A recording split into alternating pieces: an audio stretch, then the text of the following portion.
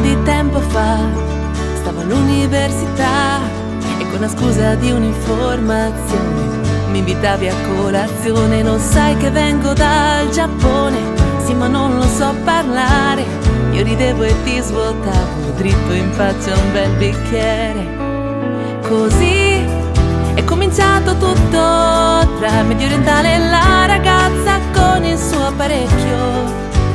E anche se è passato un po' di tempo, me lo ricordo ancora tutto il bene che mi hai dato.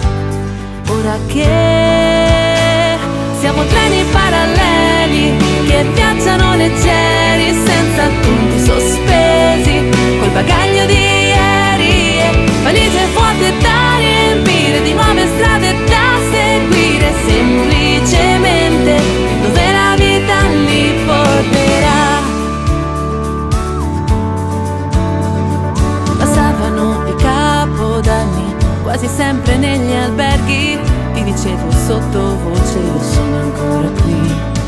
E quante liti per la strada che chiunque ci guardava non ci avrebbe dato neanche un anno. E poi un morso dopo l'altro, l'abitudine ha divorato in fretta tutto quanto.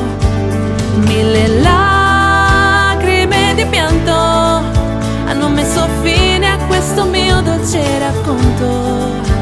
Ma ora noi siamo treni paralleli che viaggiano leggeri senza punti sospesi, col bagaglio di ieri e valigie vuote da riempire, di nuove strade da seguire, semplicemente dove la vita li porterà.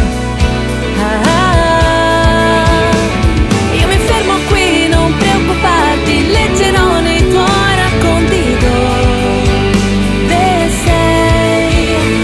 Siamo treni paralleli che viaggiano leggeri senza conti sospesi, col bagaglio di valigie vuote da riempire,